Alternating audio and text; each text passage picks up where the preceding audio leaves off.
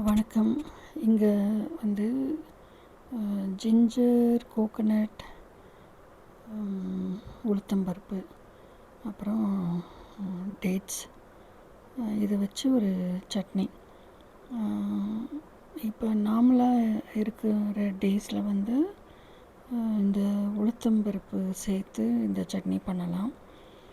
Fasting டைமாக இருந்ததுன்னா இந்த உளுத்தம்பருப்பு சேர்க்காமல் இந்த சட்னி அரைச்சோன்னா ஃபாஸ்டிங்க்கு வந்து உகந்த ஒரு அதாவது சாதத்துக்கோ இல்லை இட்லி தோசை, அதாவது சாம அரிசி வச்சு பண்ணுற தோசை, இட்லி, இது மாதிரி உப்புமா, இந்த மாதிரி டிஷ்ஷஸ்க்கெல்லாம் இது உகந்தது.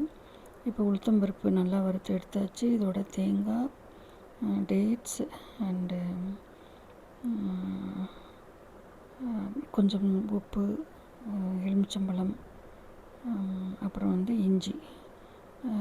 இஞ்சி போடுறதுனால சில்லிஸ் போடலை. சில்லிஸ் வேணுங்கிறவங்க ஒரு சின்ன பீஸ் போட்டுக்கலாம்.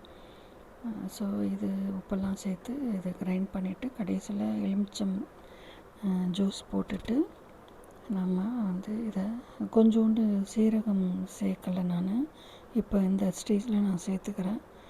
அண்டு அதர் தன் தட் நம்ம எண்ணெய், அதாவது புதினா, அப்புறம் கொத்தமல்லி, கருவேப்பிலை சிறிது கூட நம்ம இதில் சேர்த்துக்கலாம்.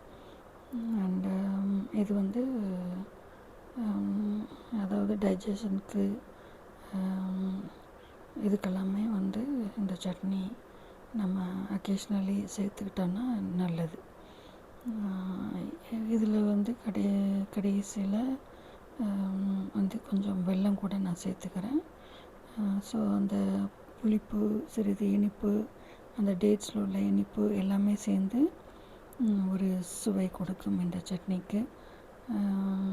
இது வந்து இந்த மாதிரி நீங்கள் பண்ணியிருந்தீங்கன்னா கமெண்ட்டில் நீங்கள் வந்து சொல்லுங்கள். இல்லை நீங்கள் இது ட்ரை பண்ணலை அப்படின்னா ட்ரை பண்ணி பாருங்கள்.